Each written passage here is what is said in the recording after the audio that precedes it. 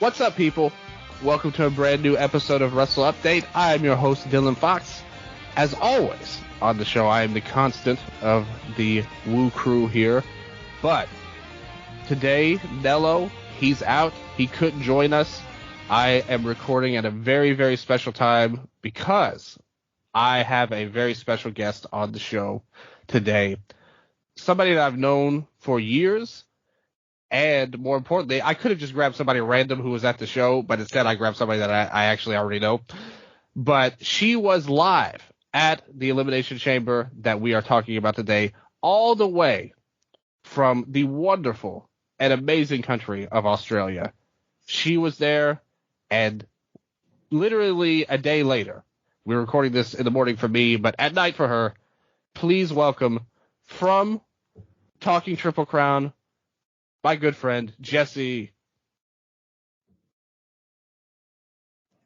Thank you so much. I'm so happy to be here, and that was such a great introduction. I love it. An introduction that you deserved, for sure. Jessie's been a fan for years. She's been writing. She's been recording podcasts for a long time now. She's super knowledgeable. She's legit, too.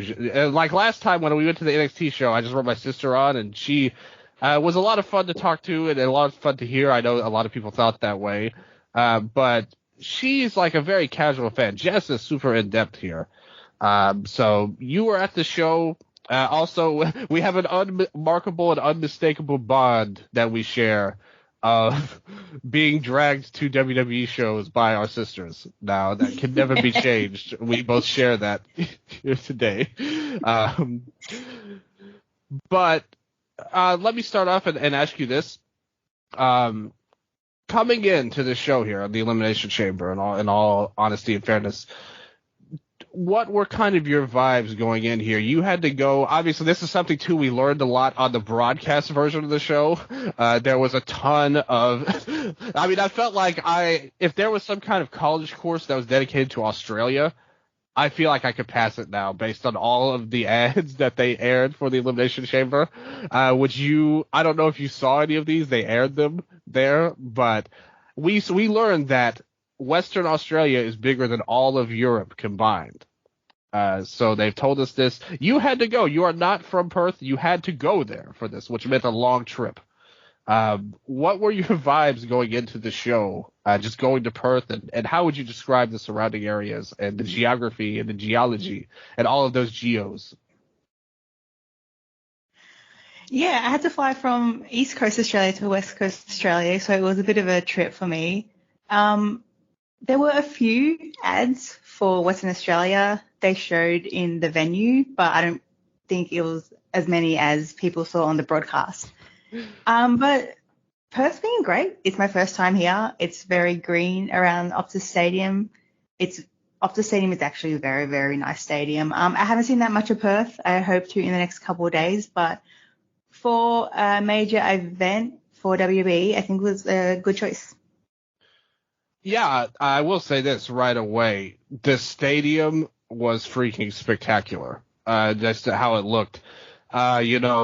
Again, coming off of the arena we were at for NXT, it basically could have been a box compared to like the Optus Stadium, which looked like WrestleMania level pretty much. Even Mamaw, that was a big talk of this whole show pretty much. I watched with my grandparents, Mamaw and Ken. It was my great grandpa and Mamaw's my grandma, but Mamaw was like in awe of the stadium. With how great it was. And the setup was so futuristic and stuff for the Elimination Chamber. They definitely brought the technological game very high for Elimination Chamber here in Perth. And as the good folks of Perth deserve as well.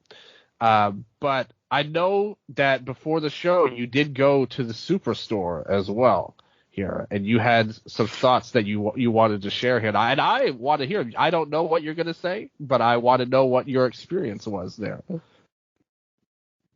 So WWE set up this Superstore. It's just basically a big tent. It was open Thursday, Friday, Saturday, Sunday.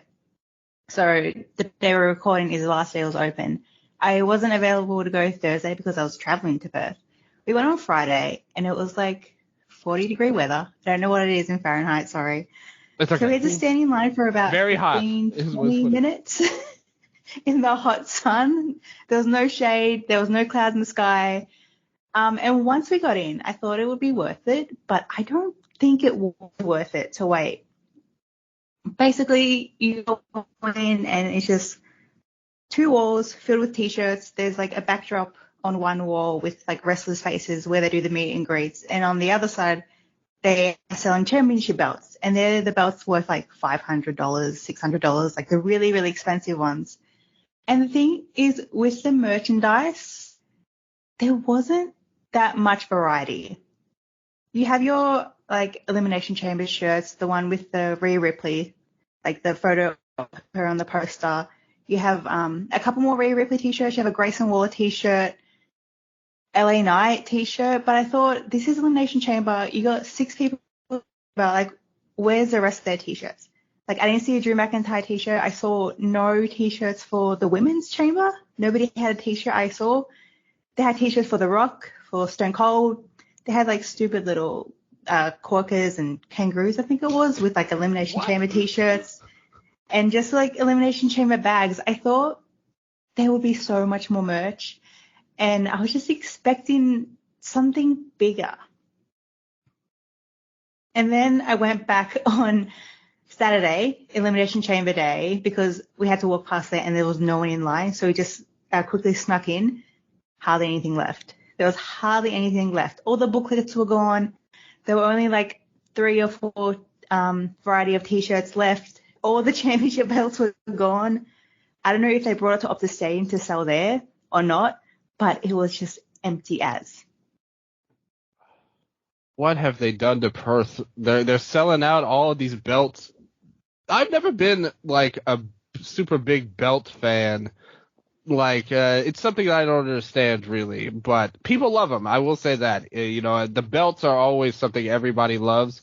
They didn't have the merch. And we were talking about it. We really wish that they had had one of the Kabuki Warriors shirts at least. You could have had there. Like I said, and when you told me the lineup they brought in for the meet and greet, I was like, these are all geeks that they're bringing in. They're not bringing in the cool people. What's going on here? This is Elimination Chamber. You got this 50,000 seat stadium or whatever number you made up for it. You got to have the cool people for Optus Stadium, and I think they really let you down on that lineup at least, and definitely the Superstore. I will say, because I did forget to mention it, this is something I mentioned as well. I am wearing a Kabuki Warriors t-shirt right now, as we can see, with Kairi and Asuka right here. So representing Kairi Sane very much on the show. I just want to point that out. The only thing, for a long time, my family knew, because they knew that I wrestled and I worked in wrestling and all that, their only version of wrestling was like, oh, he likes that Japanese stuff. And like, oh, Japanese wrestler in WWE, he must love them. Which, I mean, to be fair, they are awesome. So I will say that. But every Christmas, pretty much for like 5 years straight, Cheyenne or Mama or somebody would get me a different Asuka or Kabuki Warriors t-shirt. So I have pretty much every merch released from up to around like 2022, I think. I have all of the new ones there. So I will point that out. They should have had that in, if Mama had ran the Superstore, they would have all Kabuki Warriors. It would be 100% better. Yes, that would be her main thing. And there would definitely be Drew shirts, because that is Mama's favorite is Drew here. So I will give us all the wonderful notes of not just the show itself, but also Mama's thought of it as well. She's an unofficial third host here. My grandmother, of course. She watched the show. She was very hyped for the Chambers, both, because the Chamber ultimately, coming into this show, I'll just tell you my feelings, and maybe you have a different perspective as the live person. I thought this show was really predictable up and down. Like, every match pretty much, I already kind of figured who was going to win. And even when I was talking to Nello about it yesterday, we were messaging back and forth. He woke me up and he said, or he didn't wake me up, but when he woke up, he messaged me like, oh, it's so cool to have a show to wake up to now. It's so radical. Obviously for Australians, it's like a common occurrence because you're always on the American schedule or a different time zone or whatever. But for America, this interesting country that I live in, it was very rare. It's something new. But he comes in messaging me, and he waits a couple hours, and I just totally spoiled the men's match for him because I wanted to tell him Mama's reaction. He's like, "No, dude, I haven't watched it yet." I was like, "Dude, you woke me up on there." So I unintentionally hated on Nello by spoiling the show. But the fact of the matter is, my whole point that I'm rambling on about now, I thought that the matches were really predictable, but the Chamber is such a spectacle that we were probably going to get some cool shit here and there. Pardon my language here. There's no rules on Wrestle Update. I just totally make them up as I go along and then break those rules as I also go along. But I thought the spectacle was there. Mama was hyped for it. What was really your vibe going into the show? So you went to this lame-ass superstore. They had everything's gone by the time you go there. It looked like it was about 1,000,000 degrees in the stadium coming in. That was another point we had talked about that constantly got brought up on the show watching, is how hot everyone was wrestling in the ring. What was your vibes coming in? Were you like, damn, I got to get out of here. Like, I can't wait for this to end. Or were you like, okay, this is cool. And like you said, the stadium's nice. The fans are here. It's a vibe. Let's have some fun on the show. Were you kind of into it, or were you kind of like, man, why am I here? Before I give you my thoughts, I just want to go back to the t-shirts for a bit. I need you to know I'm wearing my Next Dream t-shirt. Yes.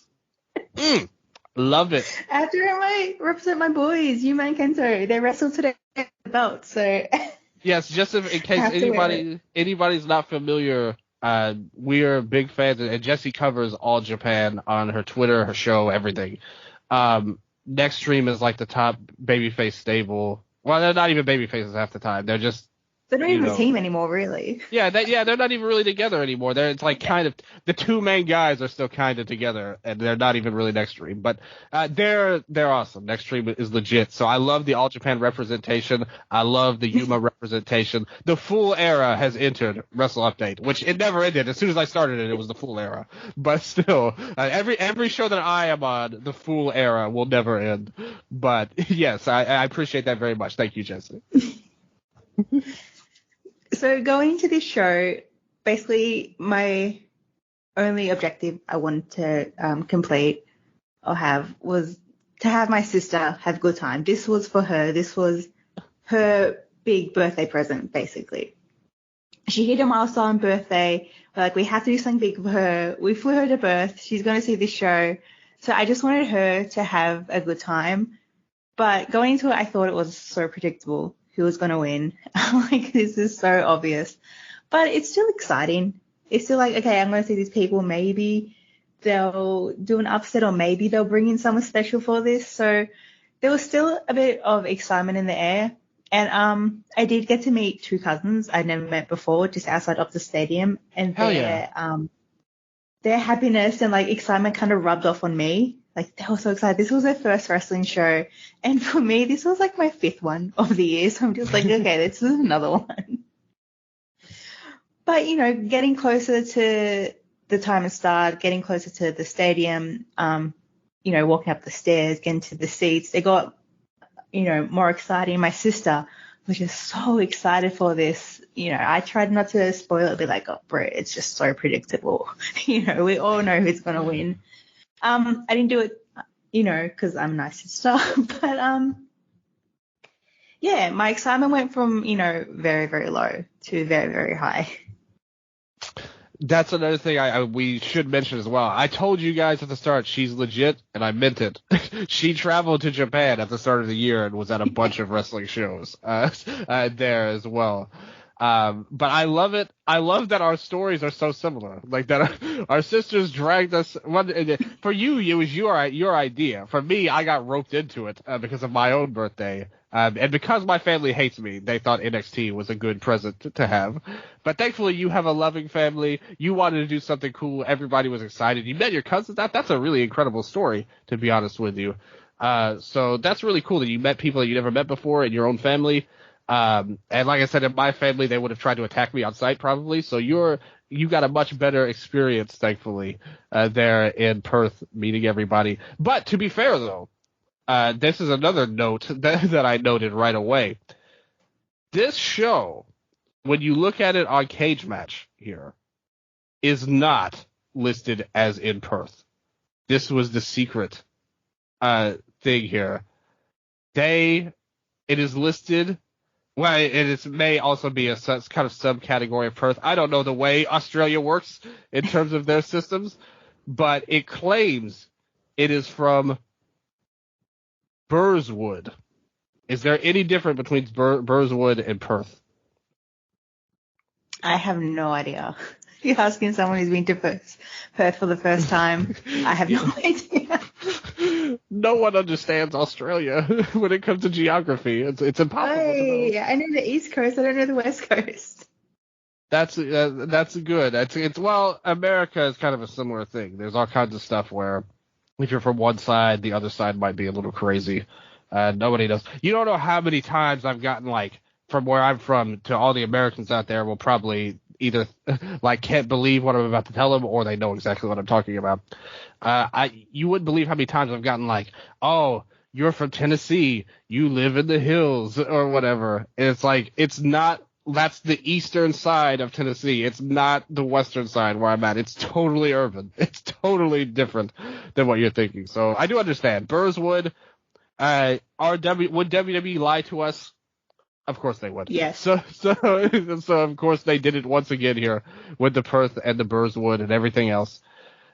So we come in, like you said, very predictable show, but the vibes were immaculate. You've got the family there. You're doing good. With me, same deal. I've got Mama here, and her excitement will get me through whatever. But they did have this like crazy like pre-show deal that we had to skip for. That's one thing with Peacock is like you have to skip for the pre-show, which goes on forever, and just these like Peter Rosenberg. I don't want to hear that goofball talk about wrestling, let alone hip hop. But we skip through all that. We get to the show. Optus Stadium again, like looks honestly super incredible. It's like one of the nicest stadiums ever. And they were talking about all the cool stuff that Australia has, like AFL, rugby, and all the stuff that's been here before. Somebody brought up like this Ed Sheeran concert that was there that did 1 million fans or something. They were talking about everything. They really wanted to. That's how you know that you made it and they want to make you seem big. If they bring up Ed Sheeran, you know that you're legit as a city, pretty much. So you've got the Ed Sheeran stamp of approval here. You come in, and again, this show starts off, and I really like this part too. I will say this is really cool. They started the show off in the daytime, like the early going. And basically after the Women's Chamber, they've got basically the sunset coming in, which Naomi was sitting somewhere just like pissed, like, why didn't we go on later when the night was going on? That my whole gimmick is the glow in the dark thing. And you put me in the daytime. But the show started off with my personal representatives based on the shirt, the Kabuki Warriors. They defended the Women's Tag Team Championships, the very prestigious Women's Tag Team titles. They defended them against Candice LeRae and Indy Hartwell here. And during this match, Mama is a big fan. Obviously, she's a big fan of the Kabuki Warriors and respects them and all of that. But she's also a big fan of The Way, as they used to be known. They did the Way pose here. They came out to the music.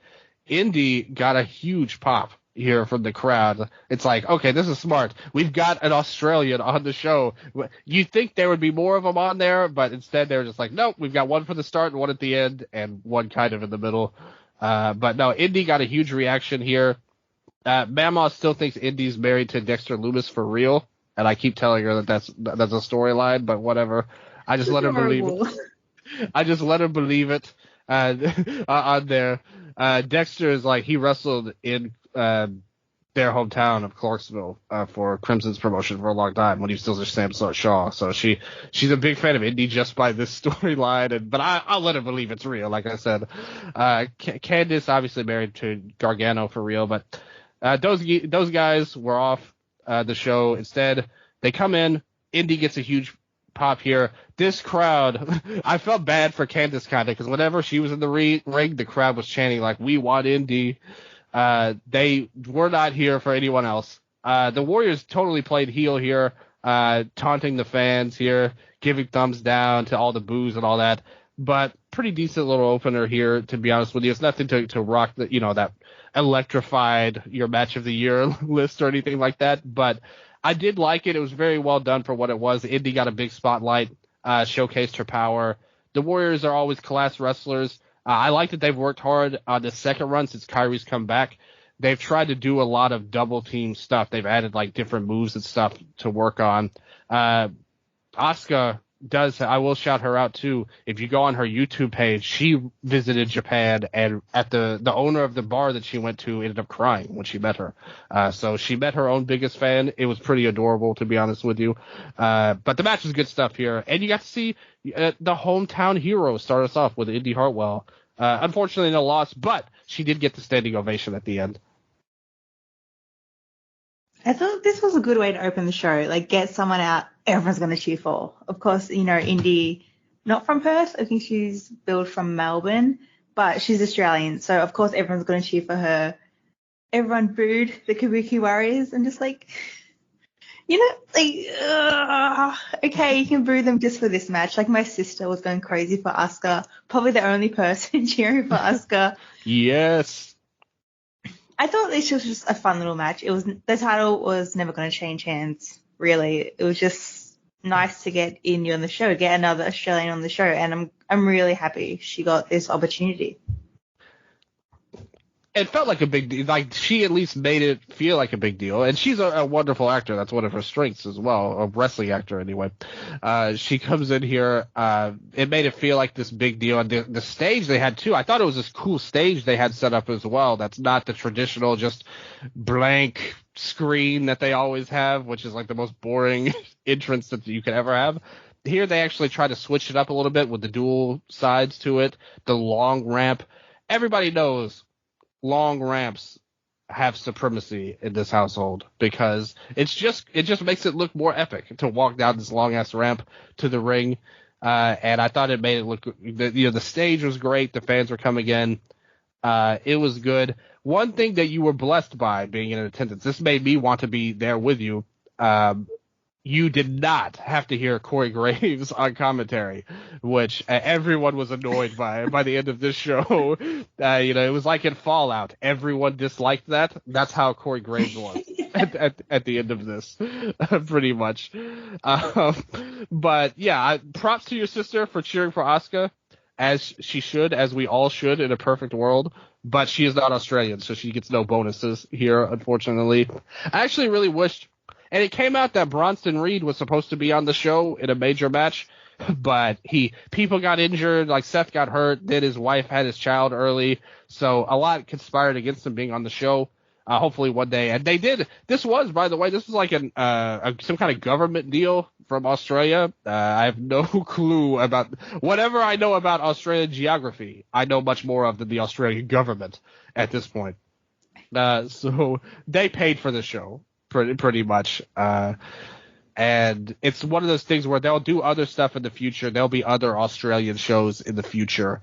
So they'll have the chance for Bronson Reed. And I just wish they put somebody in the Chambers. I actually think that was one of the big flaws of the Chambers, is that they were so predictable almost that there wasn't really, they weren't able to build drama. And I think having a hometown hero in the chamber matches, like if they'd put Indy in the women's match, I think that would have improved the heat of the match. Although they did have an unofficial Australian that they rallied behind, which I'm about to get to in a second here.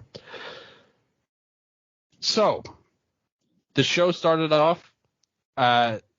They have a big video hyping up the chamber, being this deadly deal, like nobody enters the chamber and lives the same life afterwards type of deal, which they do for pretty much any gimmick match in WWE. It's like no matter what it is, it's a life-changing experience to anyone who wrestles in it. You will never be the same, even though there's been like 20 Elimination Chambers, and we've all gotten through them somehow. But regardless, they give this big epic video, and they start off the women's match. And you come out, the first person to come out was Bianca, and Bianca Belair comes out. That was Mama's sentimental favorite here because Bianca is, of course, from Tennessee. So she's got the reverse Australian card that we play here for Bianca Belair. Ken was rooting for Becky to win. coming in there. Very one-sided room here. And it was Bianca Belair, Raquel Rodriguez, who just came back from injury Monday, Liv Morgan, who also just came back like a month ago from injury, so half the people weren't even here a month ago. Naomi also returned from TNA there, not injured, maybe, coming in there. Maybe TNA has some mental injuries right now with people they're firing going on. But Naomi's fine. She's here. Tiffany Stratton, again, also not here a month ago on the main roster, was in NXT. All new people practically in this match. And, of course, Becky, who came out with this wild red outfit. She had lava coming off her arms. She let us know this is a hot-ass place that we're in right now. This is so hot. I've got lava on my gear right now, people. So the Chamber started off with Naomi and Becky coming in. They did some decent stuff here. It was kind of unimpressive, but then number 3 came in, Tiffany Stratton, who the crowd loves. I don't know why. It was so over. Like, the whole stadium was cheering for her. I don't know what happened. Yeah. Did she do something on SmackDown that just everyone loved? I don't know. I didn't watch it. You weren't the only one who didn't watch. I think many people didn't, so it's okay.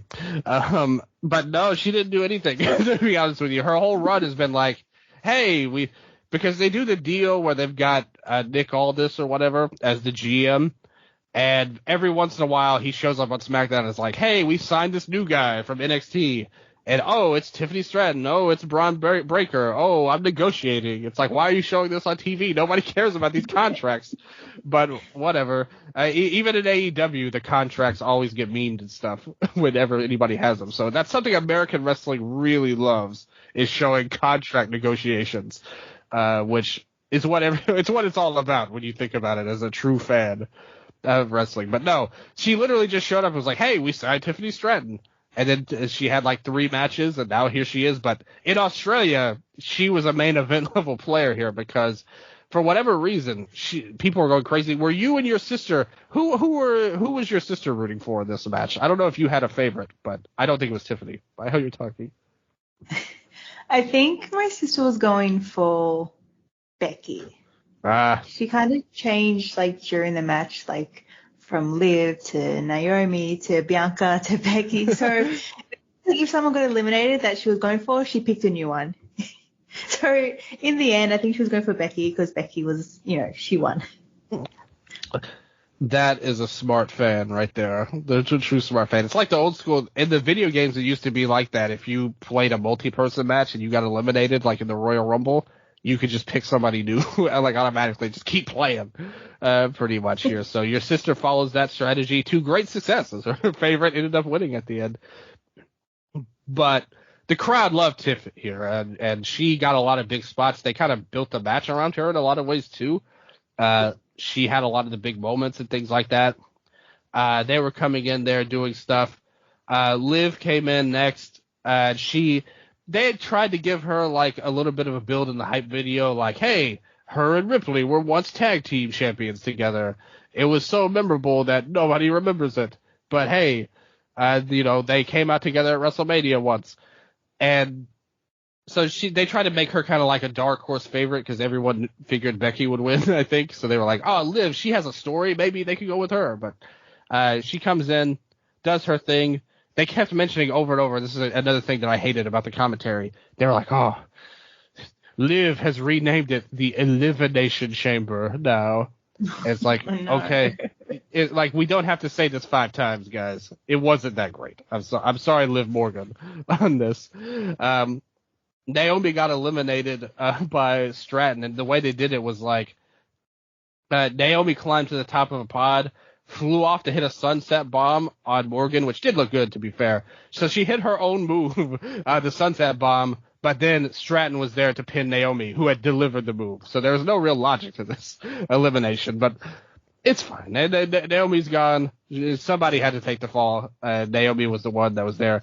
Memo was disappointed that they didn't have the darkness for the entrance like the nighttime because of all of her light up stuff. She loves the light up shoes and all that. Memo's a huge mark for the light up shoes here, I can see. So the 90s are back here in this household. Raquel comes in next. She was another person they kind of built this match around a lot in terms of like she was doing a lot of the power spots. She was tasked with catching a lot of like the smaller wrestlers' attempts to go after her. So she was kind of a focus of the match, kind of, which was an interesting choice here. They go in, they do a spot where like everybody hits their finisher on her, and they all three pin her. She busts out a typical monster type of spots here. Raquel's whole character is like she smiles a lot. That's everything she has to her character. She was walking out smiling. At the start, she kind of did a deal where, like, Bianca and her were the first two to walk out, and Raquel was like, "Oh, I see you, girl. I can't wait for us to meet up." And she was kind of trash talking Bianca like the two powerhouses. So of course Bianca comes in. They have a stare down spot. They're a very, very traditional chamber math here. Oh, the two power people. They're coming at it. But they did a spot where they came in. Liv hit this insane move where they draped Raquel over the turnbuckles, like horizontally, on her back. Oh, yeah, that looked nasty. Yeah, and Liv, like, was on top of the pod and just dropped straight down, like, with a senton, but it was more like straight butt bump type of deal here. And it was, like, right on her stomach. It looked very painful, this move. I thought that was going to be an elimination, but no. We had Tiffany do the swanton off the top of the pod onto everybody on the outside. But in the end, they did a deal where Stratton was on the top rope. Morgan ran up the ropes to hit the Oblivion to knock her out. And by then, they kind of went at it for a little while. Raquel stood up the best she could, but she got hit. She hit a double, like, powerbomb choke slam to Liv and Becky. But then, of course, Bianca came up right behind her to hit the kiss of death to eliminate her. And this ending, I thought is why this match didn't really work for me overall, because it's like, so we did this long match, and then it immediately comes in where they do a deal. She looks for the KOD on Becky, but Becky counters. Liv comes up from behind, hits a roll-up to pin her, and then immediately Becky turns Liv around and hits the rock bottom to pin her there. So it's like eliminations back and forth. There was no drama built. Both of the chamber matches, they totally failed, in my opinion, to capture the big point of this match, in my opinion, which was the final two. And there was none of that. This lasted like 3 seconds, literally, here. But overall, I would say of the two matches, the women did more stuff. Like, there were more moves in this match, at least, and more excitement surrounding that. But I didn't really like the finish and how it played out. It was, like, so fast that it was like, okay, we know Becky's going to win, so let's not drag this out. Pretty much was how it felt like to me. I kind of like the finish because I'm just like, oh, now I've got to go like another 5-10 minutes with these two. Like, just get it done already. Yeah. So, like, when Becky pinned her straight away, I was like, oh, good. But I thought the women's Elimination Chamber was better than the men's. Yeah. I thought they used the cage better. Like, way better. Like, I can't really remember anything besides from one thing that the men's did. Tiffany, just so over with the crowd. I thought whoever is going to pin her is just going to get booed for the rest of the match. And it was Liv who pinned her. And I like Liv's kind of like, oh, go cry about it face she made when she pinned her. I thought that was great. But Raquel looked good, but I just think she needs something more. It's just like smile and show my back. Like, that's what I do. And I love that when they come in, they have like their name on the screen and it's just like a photo or like a graphic of something. Like, sometimes it's just them. And Raquel came in, it was just her name on the screen. Then it cut to showing her flexor back. And then it went back to just her name on the screen. I thought that was hilarious. Like, everyone in the crowd got to see that. She just needs something more. She's cool, but she just needs something more. I thought maybe she would bust something down this cage. She didn't really do it. It was just... And with Becky, I wish they didn't do the press conference in Vegas where she came out to confront Rhea Ripley. Yeah. Because it's just like, okay, well, Becky's winning now. Like, you literally spoiled the Elimination Chamber. Like, what was the point of that? We know it's going to be Becky and Rhea at WrestleMania. Why did you do this? So Becky winning was no surprise. Like, basically everyone in the arena knew. And that's the thing with this match. It's like it was so obvious. They did. I guess you're right, though, to be honest. If they had tried to do a dramatic deal at the end, it would have fallen flat because everybody knew Becky was going to win anyway, probably. But I did think they could have played up Liv because she did pin Tiffany and she did play into the heel stuff there. I think you could have gotten a little bit more, but you're mostly right. And especially after the press conference, that was totally stupid, to be honest with you, to have Becky do that there. It feels like for this WrestleMania, they are really big on announcing matches before they happen and try to make us think they're not going to happen, but nobody buys it in each case here. So, they were talking about it the whole time, too. They were like, really every match on the show suffered from that a little bit where you had it here. But I will say this, the inmates on Cage Match, our friends on cagematch.net, always immaculate in their ratings. They gave this match a 7.58 rating, which was tied for the highest. They gave both this and the next match the same rating here. So they also like the women's match better than the men's match. So after that, we got to learn a lot. Again, I don't think they played this live, or maybe they played some of it live. We got to learn a lot about Perth. They showed us all of these rocks that you could climb in Perth. That's just, they were so like gray. They were so blocky. It was unbelievable how many rocks there were in Perth. So thank you to Perth for that wonderful video package. There, they wanted to shout out how great Perth is by climbing things. And I think you knew. So how annoying is it when people say stuff like stereotype Australians? Like, because you knew on these videos we were getting some koalas that were coming. And they were there. WWE and whoever, WWE probably didn't even put this video together. It was probably the tourism board or whatever. They're like, hey, we got koalas too, you know them. And but we also have these rocks that you can climb. So thank you to WWE for that, or whoever. I feel like whenever they go to Australia, there's always superstars, not wrestlers, like holding koalas. Even Kevin Owens walked into the arena with a bloody koala. That's true. And that's another thing they've started lately they really love is like, hey, so-and-so's walking to the building. Like, and they did it with like 20 different people. And yes, when KO walked in, he had a koala in there. And I was just like, come on, man. Like, are we really going down this koala route, people? But they put it in the video anyway, so he may have been, he might have been bought off by the tourism board. They said, damn it, one of you are coming with a koala. I don't know who, but you need to find someone. Right at the end. Yes, that was in the fine print. They didn't notice that when they signed the deal here.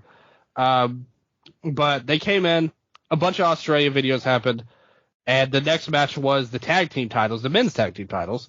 The Judgment Day. The spooky team of Damian Priest and Finn Balor, they took on the New Catch Republic of Pete Dunne and Tyler Bate. And anyone who's followed me over the years knows that I have a long-standing rivalry and grudge with Brit Rez just as a whole, pretty much. And it started with this era of the Dunne and the Bates before they got to WWE. And so to see them now, even though Dunne is like a good worker, like I'm not down on him too much, but to see the New Catch Republic come in, what were they thinking with this name? This was the worst stuff that you could imagine for a name. This does, and on top of it, they had that when, and again, All Japan represent right now, when Charlie Dempsey was here in All Japan earlier this year, they mentioned him as the Catch Republic guy too. So we've got two catch-based groups in WWE now, one of which, and I would not describe either of these two as catch wrestlers, but whatever, it's fine. They're British, so they automatically have that style to them. Yeah, it's a stereotype for the British wrestlers. Yeah, it's like, exactly. Like, oh, they're British, they're catch guys, whatever, it's fine. So they came in here, and I want to know about this. This is the live reaction we need to hear about. Dominic comes out and grabs the mic here. So, from your vantage point here, this is an Inside Scoop Wrestle Update original now. Jessie is giving us the secret truth here. Did it seem like these were fake heat? Was it fake heat or was it real heat for Dominic here in Australia? I don't want to call it like fake or real. I think it's just fun to boo him. So I guess you could say real heat, but also fun heat. Because like the whole arena was booing him. My sister was going crazy booing him. Yes. I think it's just fun to boo him now. I agree with that. Obviously, I can totally see the appeal of booing Dominic. But like I said, I'm glad to know that it was real. At least they didn't pipe it in. This isn't some video effects they're putting in. No, this is piping in this time. It was the real deal. It was, yeah, I like to see it. So he got super heat. It totally came through on the broadcast here. Everyone hated him. So they immediately like Dunn and Bate both attack Dominic and start to get like the easiest babyface pop you could have here. Yeah. So thankfully they did that there. They come in and they have this match here. They gave the Catch Republic. They gave them a lot of moves. Again, they did all of their big moves. They did a lot of double team stuff, which was really good. Dunn got Finn in, and like when he did the finger snap deal that he does, they showed afterwards like his thumb was all bloodied and stuff, and he was holding his hand. Yeah, I didn't see that. Yeah. They showed it on the broadcast where Finn's thumb had actually been bloodied and probably broken as well. He was holding it the whole time. So they went stiff on some stuff. They did the double team burning hammer here, which they have named the Birmingham Hammer here after Birmingham, England. And they even mentioned they were like, yes, these two shades of Kobashi. Corey Graves was going in there like they love him, he's their idol, and they're like now it's the Birmingham Hammer based on England and all of this. I will say this too though, like. They mentioned whenever the Australians came out, they were big on mentioning their backgrounds. They were like, Indy, she trained at MCW in Melbourne on this. And so they want to call out all of these random things in their matches now on commentary, which is very funny when they were talking about the Birmingham Hammer here. But, of course, Priest kicked out. They came in, they did their deal. Dominic got thrown out. Again, one of the easiest pops in wrestling, the referee throwing somebody out of the arena there. And he didn't even really leave that much. He kind of like hung around after he got thrown out there. So incompetent refereeing from WWE here. But it ended up a clean match at the end. They came in, they got Priest on the top rope, but Finn held on, so they couldn't do the suplex on him. He hit a double choke slam on both Bate and Dunn, and in the end, Balor ran across the ring to hit the coup de grace on Pete Dunne. They retained the titles. Like in terms of a match, this was like a normal match on the show. Everything else was like a spectacle type of deal. I thought it went a little long, to be honest with you. I don't think they had as much in the tank for this almost 18-minute match here. The crowd was into it somewhat. Another situation where I think of all the matches, if you were to sell me on a surprise happening, I could have bought a title change because this is a new team. They've reformed their strong style team from before, and you want to do this here. But it didn't end up that way. They just went with Judgment Day, which made sense. It was a decent match, but nothing special, I would say. I kind of feel the opposite. I really like this match. Okay. I do want to say, before it started, when they were walking out, like a rainbow appeared over the arena, and like everyone in my section was like, "Oh my god, look at the rainbow!"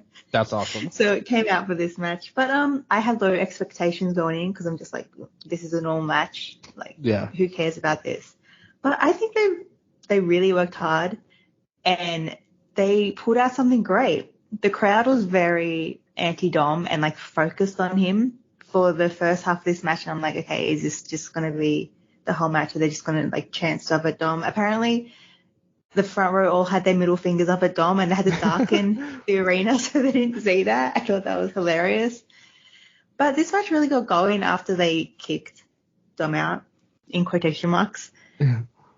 And the little kids behind me, they were Damien Priest fans, and whenever he was getting beaten up, they're like, Damien, no, please kick out, like, Damien, you can't lose. It was so adorable.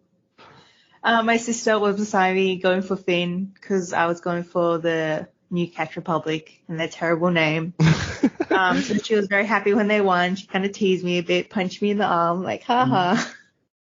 But yeah, I thought this was like kind of unexpected fun tag match. I think they really had to show something compared to the other matches on the card, and they did. That's a good point. And again, the inmates agree with you. They gave this the same rating as the women's chamber, 7.58. So this tied for the match of the night here. It was good. Like, there was nothing wrong with it at all. It was a good match, very solid. I just think that if they had done a little bit more in terms of getting that one big near fall for Dunn and Bate, I don't think they were able to get that here. But I do like that your sister got the win here for you over here. So you were going for the Catch Republic here. You didn't have any time for this Judgment Day stuff here. I would just go for Catch Republic because my sister's a fan of Adam Cole. And do you remember in NXT when Pete Dunne threw a shoe at Adam Cole and it hit him? Like, I always remind her of that, and she hates it. Okay, I like it. I like that you bring it up. Hey, remember when Dunne threw the shoe at Cole? That was great. So we have, this is another thing, we are revealing the Jessie edict that is now a part of Wrestle Update. Oh no. I'm exposing myself. Which means no bad mouthing of Pretty Deadly on this show. You cannot. That is the one heat that we have with each other. Jessie did not approve of me saying Pretty Deadly or terrible, so I have to rein that in. I think we may have a new edict to throw shoes at Adam Cole. Now, we have to support that on here. But I love it. I love that so much. But yeah, good match, like very solid. It didn't move me too much, but it was good in all honesty. I did think it was a little long in terms of the stuff they were doing, but they put a lot in there. They gave Catch Republic a little bit of moves. We'll see. But from there, not only did we have more talk about Australia here, which is a wonderful country. I love Australia. I wish I was in Australia right now. I don't want to be here. What makes you think that? But we got more videos on Australia. And then we got something far worse. I wanted them to go back to the rocks, because instead of rock climbing, we've got Austin Theory in the ring. Average Austin shows up with his bland mic skills that he showed here. And of course, much like the koalas in the hype videos, we knew that something like this was coming. And he went even lower than I thought, because he took a shot at Outback Steakhouse. Nobody cares. No one eats it here. Yeah, that's what I'm saying. Like, is that even a thing in Australia? I think there's some here, but like, I don't know anybody who's gone to that restaurant. We have one of those here in town. They have commercials. They're a place. They're known in America. They're not like an unknown place. But I was thinking, there's no way this is any kind of insult to any Australian, bringing up the Outback Steakhouse here. So he comes in. He also mentioned that he hates Vegemite now. He said, I tried it for the first time and it sucked. What are your thoughts on this as an Australian?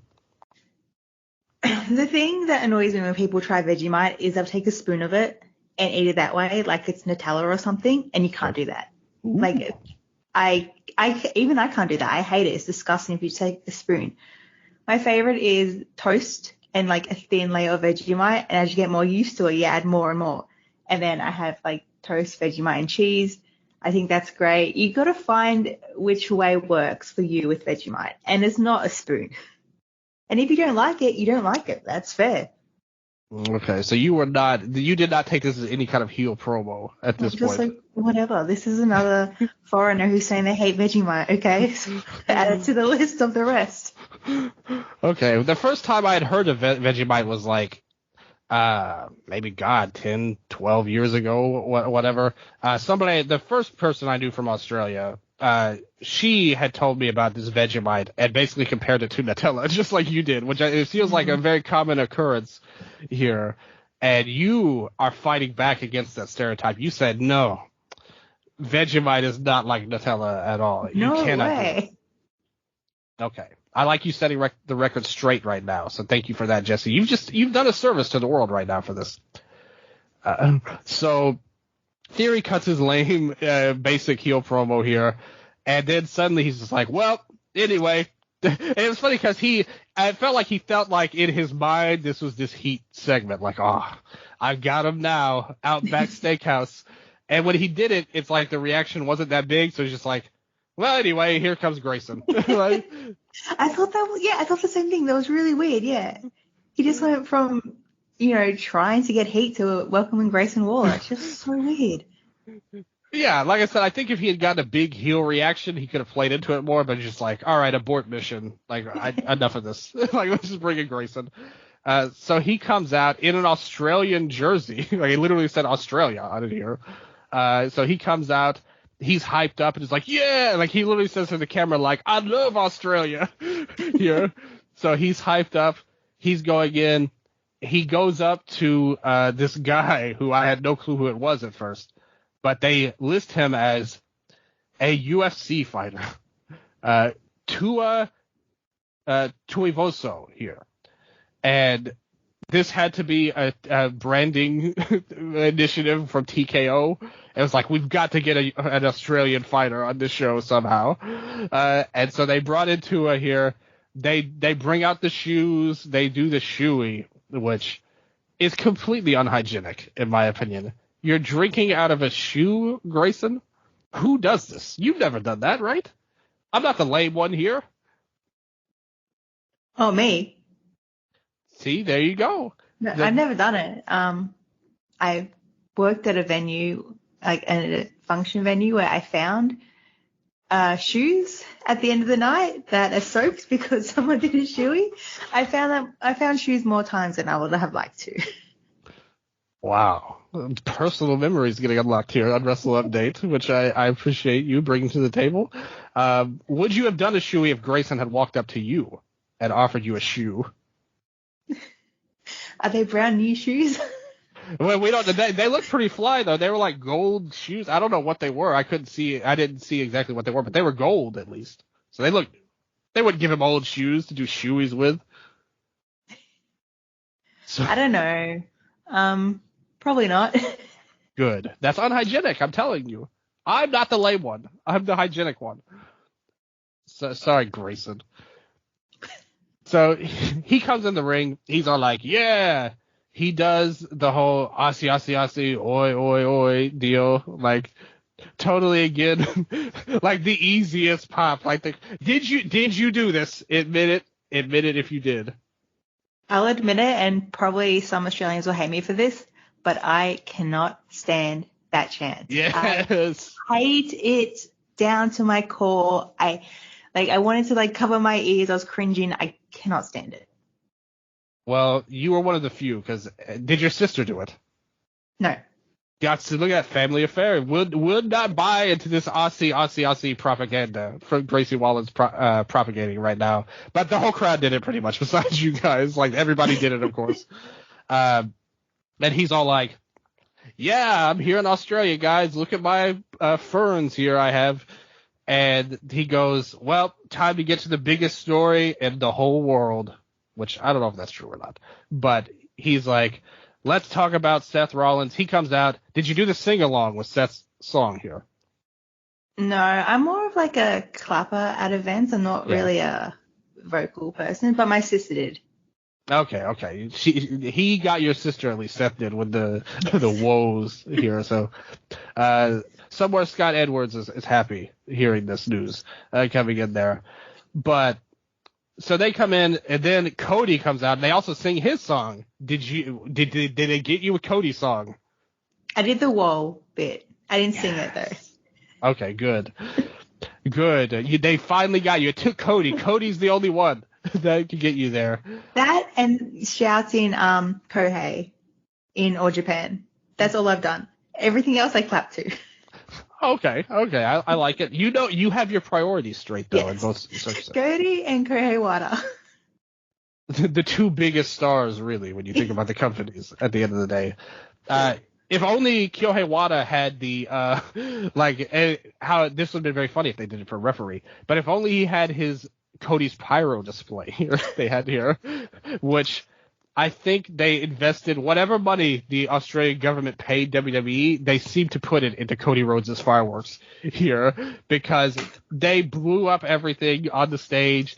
They zoomed out to the whole I don't know how they did this, if this was AI or something, but they shot fireworks over the bridge in Perth here for him. It was like a zillion fireworks going off here, and the whole time, this is when Mama got really annoyed, and I have to bring up her thoughts on this, because so he walks into the ring, the crowd's going nuts. They did the woes like 5 times because they had to walk through the entrance. He was signing autographs when he was walking down the ramp. So he comes in, Grayson's standing there, normal, hanging out, and then they cut to Theory. And Mama turns to me because I was sitting up to the side of her. They were on the bed and I was sitting away from them. And so she turns to me and she goes, "Look at this jackass counting his abs here." Because Austin Theory was like counting his abs and just looking at himself while Cody was doing his entrance. And I laughed a little bit when that happened.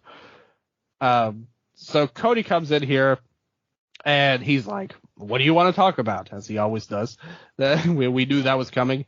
Then Waller's like, whoa, wait a minute. Before we do that, can we take a second to acknowledge the tribal chief? And boos there from the crowd. After all this babyface Australia stuff, he goes back to the Roman Reigns stuff here. And then he goes in. This was funny because they had actually done an angle they showed where they set up Roman, called Grayson Waller into his lair or whatever, and was like, "Hey, Grayson, I got something for you to do." Whatever he did, he didn't do it. So he's betrayed the tribal chief by siding with Seth and Cody at the end, apparently. So he comes in. He's like, "Hey, Seth, we got this chamber match coming up. Who do you want to win?" And Seth's like, "Yeah, that's cool and all, but I got a scoop for you." He doesn't answer Grayson's question at all here. He's like, "I got a bigger scoop for you. I got inside info." And Grayson's like, "Yes, inside info. Yes, scoops, baby."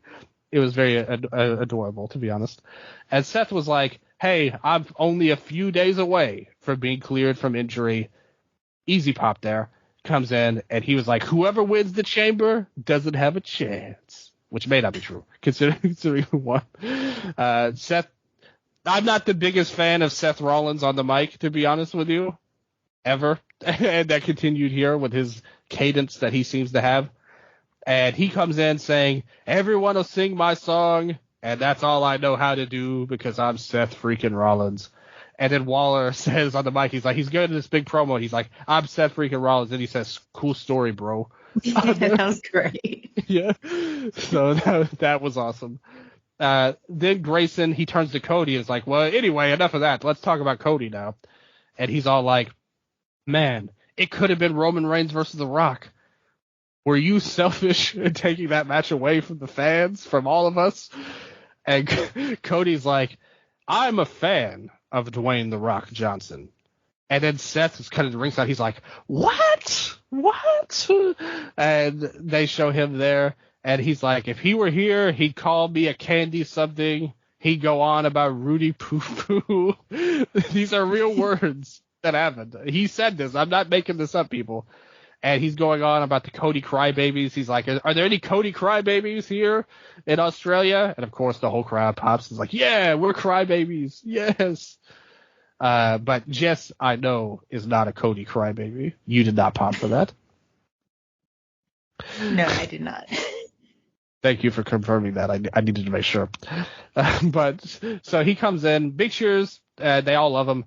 And he's all like, "If he's the real people's champ, he would be here with the people." And I'm like, we did this exact storyline with Cena 12 years ago, that he's never here. Like, we know it. We've seen it. We don't need to bring it back. You just replayed the Cena promo. Yeah, exactly.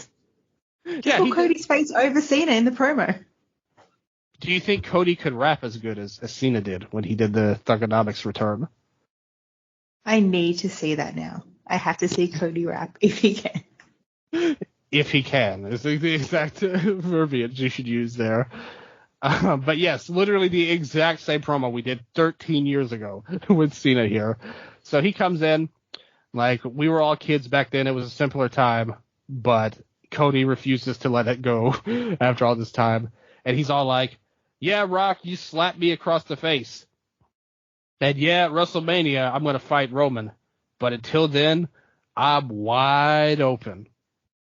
And he says, "I want me and you one-on-one, anytime, any place." So I mean, Raw is going to have a hell of a main event one week. They're just going to put The Rock randomly unannounced on Raw, I'm sure. That was like, and with all due respect to you and everyone in Australia, people were speculating about The Rock fighting Roman at this show, and I was like, there's no way they're going to put this on at 5 a.m. in America, like The Rock wrestling on there. So I do not expect this match to take place, unless it's at WrestleMania. Maybe they can do a night 1 and night 2 type of deal. But that was like the only newsworthy thing to come from this whole segment. Pretty much, it's like, hey, I'll challenge you, Rock. And then Seth, he will not let me rest and have good promos on this show. So he steps up and he's all like, listen, there's no such thing as a one-on-one when it comes to the bloodline. So I'll fight with you. And Cody's like, yeah, okay. Which is the exact same promo you've cut on Raw like 2 weeks ago leading to this. We said this already. We don't need to be repeating ourselves so much. And then Waller's like, yeah, big scoop. This is awesome. Grayson Waller effect. Best show ever. And then Austin Theory like jerks the mic away from Waller. And Grayson's standing there looking at his head like, I missed my microphone. Why did you do that? It was pretty amusing. Waller was very funny in this segment, actually, in general. So Theory gets on the mic. Average Austin comes in. He does his bland Rock, promos pretty much. And at first Seth is there like, he got you good. He said it doesn't matter what you think. It was hilarious. You got to admit, he's good. And Theory's like, yeah, I am good. I got more in the tank, though. So he continues on. And Seth's like, okay, say one more thing. And he's about to do the if you smell deal. And Seth drops him there. They stomp on Austin here. And they look at Waller. And Waller's just like, whatever. Go on. Beat him up. It's fine. Like, I'm cool with this. And so Waller backs down. Seth hits the stomp. Austin, admittedly, as average as he may be, did take a great bump on the stomp here. And the best part about this whole segment was after they stomped, again, Waller was just hanging out. And he just was not putting in any effort to stop this. And he was like totally cool. Did not want to get any kind of heel heat. He's just hanging out. So then they start to mess with the trees, part of his set. And suddenly he steps in and is like, whoa, don't mess with the ferns. And he stops them from destroying the ferns. So this is an environmentalist motherfucker. Grayson Waller here. What a long segment this was. This lasted 22 minutes. It really was. I think Cody's entrance was fun, but then the fireworks just went on and on and on. I'm just like, you have actual wrestlers who are wrestling in title matches and elimination chambers who deserve these fireworks. Like, I don't think Becky got any. No, I don't think any of them. The Judgment Day didn't get any either, I don't think. Like, give the fireworks to them. I know Cody's your big star. I know he's like, you're almost number one because Roman's their number one. But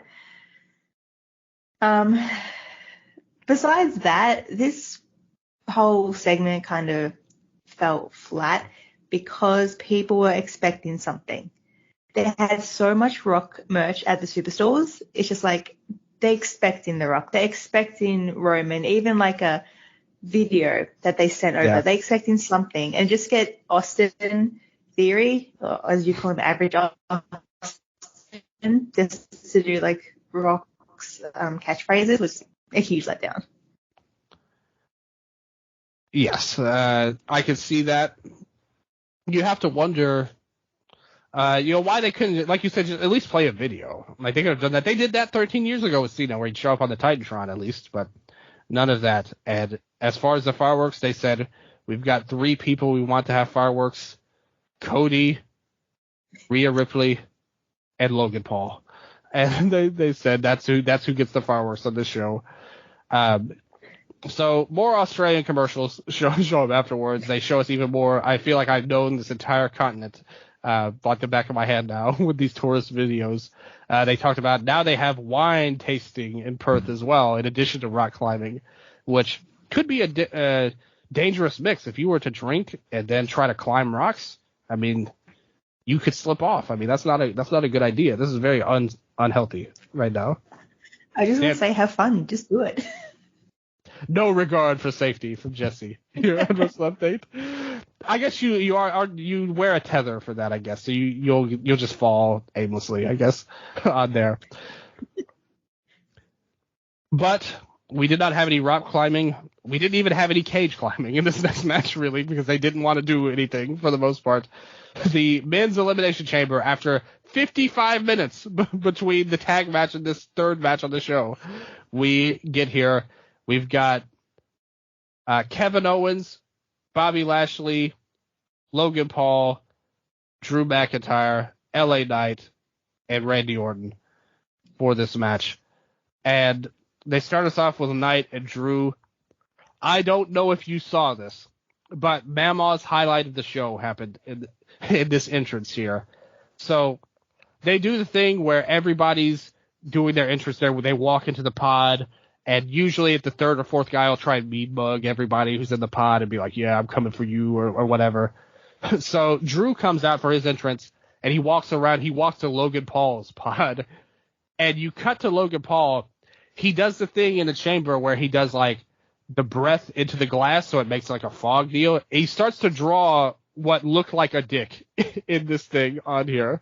Oh, God. And Drew looks at him and then pulls his kilt up to flash him there, which Mama howled laughing at Drew for this. And she just thought this was the greatest comedic segment ever. I don't know, because when they went into his pod, I think they showed him, he had some kind of marker in there with him, too, because he was drawing stuff on the pod during this match. I don't know what he was doing, but it's Logan Paul, so we have to presume he's just nuts for whatever reason. Just a crazy person. I don't know why he's here, but he was in the chamber, and the U.S. champion on top of it. This match can be described in one word. Sweaty. Because it felt like, Mama constantly mentioned this, it felt like everyone was affected by the heat, the humidity. Nobody knew, like everybody was drowning pretty much in their sweat here in this match. Drew came in with dry hair. Everybody's hair was messed up. Everyone was exhausted by the end. This match was not that exciting to watch, to be honest, but it does get points as a war of attrition, it felt like, because they made it feel like, with Orton, too, a big part of this match was he landed on his back early and they teased a back injury. He sold his back the whole match. They made it feel like it was an epic war, pretty much, that everyone had went through to get through this. The biggest spot, I think, was Lashley spearing Logan Paul through the pod, which was like a great moment. They do that in every chamber, it feels like, but it always looks great. He destroyed Paul. Logan Paul in this match was ridiculous because his whole match, he basically had zero offensive moves outside of diving off the pod to Drew. Everything else was him getting his ass whooped the whole match. And so he does his thing. Nobody really got to stand out that much really in the match. It was more just a long, grueling match than anything where anybody got made. Another problem with this is, like in the earlier match, the women's match, you had Tiffany there. And they got to make a new star, pretty much, like a fresh face. This match had nobody that was new. It was already the big guys in here. So everybody just did their things. And this match was ultimately more about setting up stuff for WrestleMania. You had AJ come in, attack LA Knight with the chair. And they even mentioned, they were like, yeah, Logan Paul did that last year. Like, did the same thing. And it's like, you just do the same stuff over and over on this show. And so he comes in, blasts him with a chair, eliminates him. They set up AJ and LA Knight for WrestleMania. It comes down to Drew and Orton. They did a little bit more here than the women, but again, they didn't even really bother trying to create drama or anything like that. He hit the RKO. Literally out of nowhere, it looked like he was dying, but then he popped up to hit the RKO. And when he was about to win, he was doing his Orton blah, blah, blah stuff that he always does. And then suddenly Logan Paul pops back into the chamber, hits him with the brass knucks, knocks him out. Drew rolls over and pins him, and he wins. Yeah, they set up Logan and Orton for probably the U.S. title at Mania. And then Drew walks up to the camera and is like, I did it for all of you. We're going to WrestleMania together. And that was the highlight to me here, but just a long, grueling match with not that many big spots. Yeah, this match wasn't fun for an Elimination Chamber match. It would be a good, elimination, just regular match, but in the chamber I expected something more. The thing with Logan Paul is he, along with CM Punk, was announced to be at this show, before they started announcing matches. And I thought, okay, we're getting a US title match. And then they announced, oh yeah, he's versing The Miz for a spot in Elimination Chamber. I'm just like, okay, well, he's going to win. He's going to be in the chamber. They already announced he's going to be at the show. So that was kind of like, why would you do that? Like, what the hell? And also with Logan Paul is whenever I watch SmackDown with my sister and he's on, we always fast forward his stuff. We couldn't fast forward this. We have to watch it. When Randy Orton came out, he got the biggest pop out of this match. The crowd loved him. The guy next to my sister was going crazy for him. But when AJ came out, right, it was kind of like, who is that? And then they recognized AJ, and oh my God, my sister lost it. AJ is her absolute favorite. And to have him show up, like, she was so happy. I was so happy. Like, I was almost in tears just because how happy she was. And it's like, okay, well, he came all this way just to beat up Knight. He must really hate LA Knight. That was the running joke with AJ. But the final, Drew and Orton, that was pretty good. I enjoyed that little bit. My sister was going for Drew and the guy next to her was going for Randy. And when Drew won, he turned to my sister and they're like, good game. And they shook hands like, congratulations, your guy won, my guy lost. But apart from that, this was fine, I guess, for a chamber match. I just wanted them to use the cage more. It was a missed opportunity. Yeah, exactly. Like, it was, the wrestling was good. Again, there was nothing wrong with anybody really in the match. Logan Paul's such like a dork with his wrestling mannerisms though. Like when he pulled out the brass knucks, he did like this thing over and over, which I don't even know how to describe it, his fist pump deal. And he looked like such a geek when he did it. But that led to the RKO, so that was a great spot. I'm glad you mentioned Punk because Mama was furious because they brought this up on commentary. Drew got boos in this match. Like, despite your sister rooting for him, the crowd really booed him a lot. And they brought up on commentary there, and he teased it too because he went for the go to sleep at one point. He did CM Punk's nighttime deal. So he was teasing the Punk deal. Mama was furious at the Australians here. I'm sad to say. She was like, this is so messed up. They're booing him because of that asshole Punk? No. So she was very annoyed at the Australian fans booing Drew, and especially booing him for CM Punk's sake, who nobody likes CM Punk in this household. I will tell you that. But you got to tell her my sister wasn't booing Drew, and she even had a Drew McIntyre sign. So, oh, okay. Yeah. That's cool. And you did take the picture of him walking down the ramp as well. Yes, so. I did. And I appreciate you keeping me and Mama in mind for that as well. So yeah, Drew got the win. Again, it was very obvious that he was going to win. I don't feel that guilty about spoiling this match to Nello. I do have to say, going in, because it's like we knew he was going to win. He predicted it. I said it on the last week's episode. We both had the same predictions here. So they do that. They do another commercial break because we. Oh, before that, how was the lighting for you? I heard the lighting was like really bad for this. Now this is, I think remember when you said they like turned the lights out on the people giving the middle fingers to Dom? Mm-hmm. I think that might have bled into this because it like when the match started, it wasn't that bad. Like by the end of it or throughout, it didn't really distract me too much. By the start of it, it really was weird. It basically made Drew look like when Cody was in the Hell in the Cell and his pec was all messed up. They had the dark stuff on his pec. That's how Drew looked here with the shadows and the lights and stuff. So it messed it up at the start. So more Australia tourism nonsense here we get to talk about. They mentioned this time that Australia, in addition to rocks and mountains, they also have beaches here. So who would have thought? That is true. An island continent has beaches on it. I never knew it, but they made sure to let us know here. So then that of course leads to Triple H out here. He didn't even have an entrance on the live show. They just played his music and he was in the ring. Just like us theory, pretty much. And he's like, hey, I'm here, guys. I'm here. I flew to Australia, too. Just like AJ, he was so mad at LA Knight, he flew to Australia just to ruin his life. Triple H said, I could not miss the chance to tell you guys, we've got 52,000 590 fans in Optus Stadium. They shoot off more pyro. That's the other person besides Logan Paul and Cody and Rhea. They got the pyro was the number itself. So in a way, all of the fans got pyro. All of the Australians did. So they gave them the big pyro celebration. Yeah, I mean, 52,000, that's a lot of people. Big stuff, big time. Yeah, I just don't really care for Triple H. Sorry, Triple H fans. Like, it's just like, if he goes away and never is on TV again, whatever. I wouldn't mind. The only thing I liked about it is he played the right theme song, the game, not the King of Kings. I hate that song, and he usually goes with that. That's my only comment for this segment.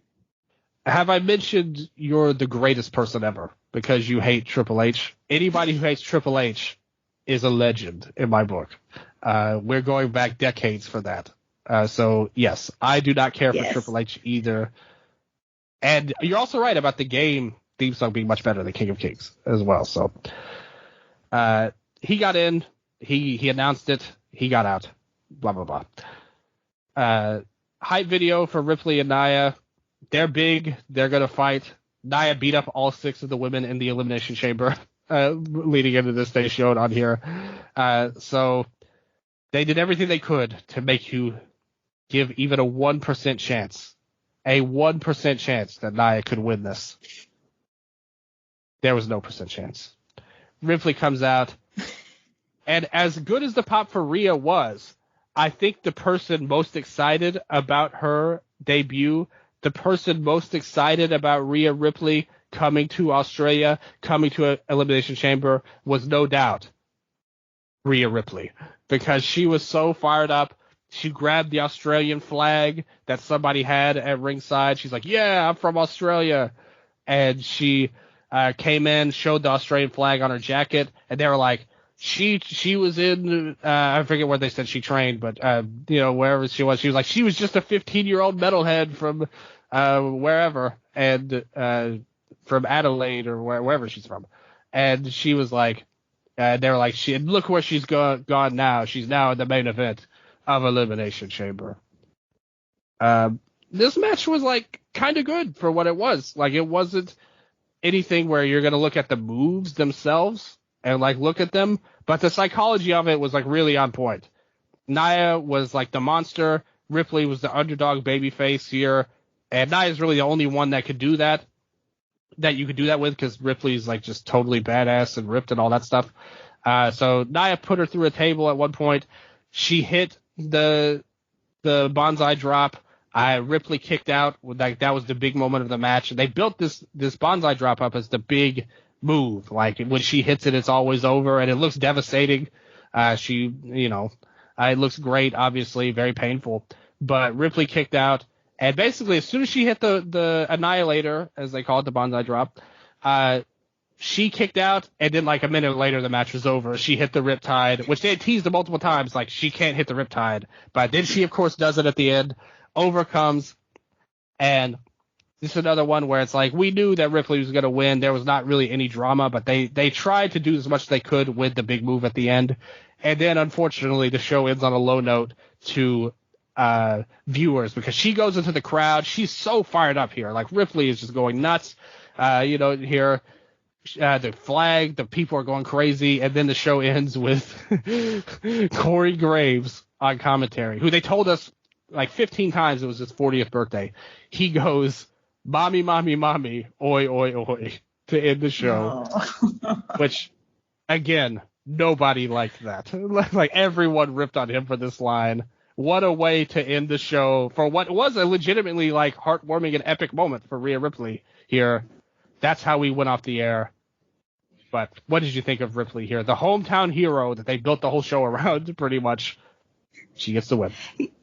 Yeah, it was like the Rhea Ripley show featuring Elimination Chamber.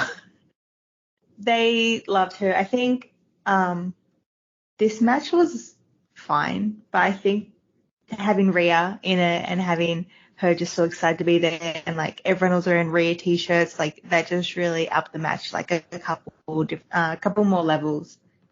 The table spot was a nice little bonus in this match to like get more heat on Nia. She had no chance of winning. She did her best. She came out. She did her best. I didn't like the crowd was chanting "You can't wrestle" at her. It's just like, well, she's not the greatest, but I mean, she's in the ring. Like, she can at least do some moves. You know, I don't think you could really chant that now like we could before. I just thought that was a bit mean. Yeah. But like, I'm not a fan of Nia saying that. I don't think we'd get along in real life. But Rhea had her moment. I just think she deserved it. She's worked so hard like this whole year since winning the belt. She's done this crazy media campaign for this. She got like, I'm just really, really happy she got this moment. That is true. And she didn't almost fight anybody like Grayson did on his media tour for the show as well, on the morning show. I didn't watch that. I don't watch any morning shows. Okay. I sense some heat here. Anti-morning show agenda heavily in effect right now. Oh, yeah, I have heat with them. I'm not going to say it live, but if you want to know, I'll tell you, Dylan. Okay, that's a secret info. We will talk about that off the air for sure. I'm very interested in what this could be. But regardless, so basically they rated the match 6.59. It is the lowest match on Cage Match in terms of rating. They gave the men's match 7.27. I think that this show was fine, like, to watch. You know, it wasn't like a bad show or a great one, but it basically accomplished everything they needed to for a build-up show. Not that similar from the one I went to, honestly, for NXT, where it felt like they were building up stuff for the WrestleMania season. I think anything with WWE in February, you already know is like, okay, we need to get to WrestleMania, so this is setting the table for that. And they basically accomplished everything they wanted to. They set up tons of stuff with the men's match. They set up like 3 different matches pretty much out of the men's match. You set up Becky and Rhea, which we all knew. They gave Ripley an epic moment, made her look like a superhero here. And all the matches were good. Like, nothing was bad on the show. It was just kind of good, but not that great. You know, right now it's got a pretty decent rating on Cage Match as a show, 7.26. So they respected it. They liked it. And it was a pretty decent show, again. But what did you think live? What was your feeling? We talked about the vibes going in. What about vibes going out?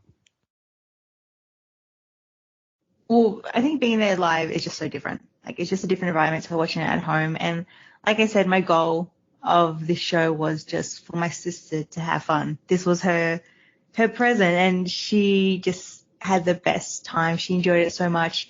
She cannot stop talking about how AJ appeared. She loves him, like, number one favorite guy. But yeah, it was just a really fun environment. Like I said, the crowd around me, there was no, nobody yelling, no one heckling, no one, getting too drunk and swearing. We had really, really good fans around us. Like the guy next to my sister, he was having fun with her, like, who do you go for? Who's going to win? Blah, blah, blah, blah, blah. Yeah. Even offering her food. I didn't get offered food by him, but my sister did. Ooh. So I think it was just a really fun environment, and because Perth doesn't usually get big shows like this. It's usually on the East Coast, Melbourne and Sydney. Those 2 cities are always like the first ones to get big shows. Like just recently, like Taylor Swift was here. She only visited Melbourne and Sydney, nowhere else. Then she's gone. So Perth doesn't really get big shows. So for them to get this, it was a really big thing for them. Like there's flags all around the city with like the wrestlers on it, and it says Perth welcomes Nia Jax, and a picture of Nia Jax, or Perth welcomes LA Knight, it's a picture of LA Knight. And strangely, there's like a picture of Jey Uso, and like he wasn't on the show at all. So I don't know why they put him there instead of like, I don't know, someone else in the Elimination Chamber. But it was a good vibe in the city as well. Like a lot of people were wearing t-shirts, wrestling t-shirts, and even today after Elimination Chamber, you still see tons of people wearing these wrestling t-shirts. And people came from all around the country and like all around the world as well. I saw so many country flags, people wearing them as capes. It was like just a really, really cool show, especially after all the other WWE shows I've seen that have been really bad, like left a bad taste in my mouth. Like the last big one they did at the MCG in Melbourne, I hated. I absolutely hated that match. Not that match, that show. I just thought it was terrible. I'm like, I'm never going to another show again. And then I did, and Randy Orton took like 10 minutes to walk to the ring. His entrance music kept on looping again and again and again. I was like, I hate this. Never again. And then I go to Perth, and I just had a great time.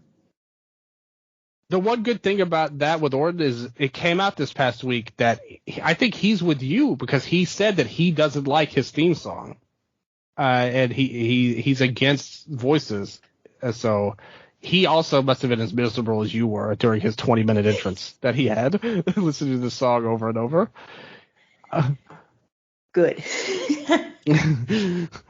Well, it was so great to have you on, Jess. It was really cool to hear all of the live features of Australia that they didn't show us in the history lesson known as Elimination Chamber in Perth. Hear about Australia.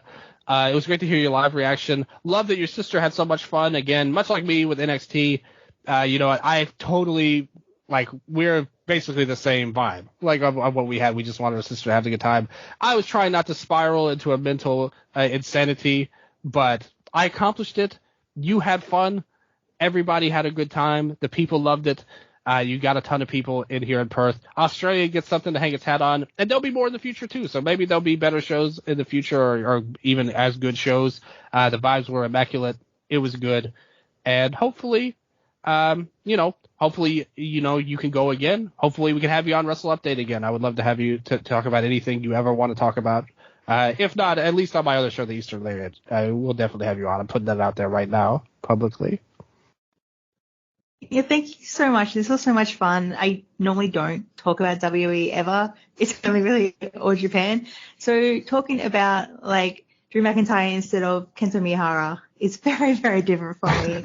But I had so much fun. Of course, Dylan, you're amazing for having me on, and just an amazing person in general. And I'll be back if you want me back, of course. Thank you so much. Everybody, check her out. If you're interested in Japanese wrestling, she really is a great source for All Japan and stuff and All Talk.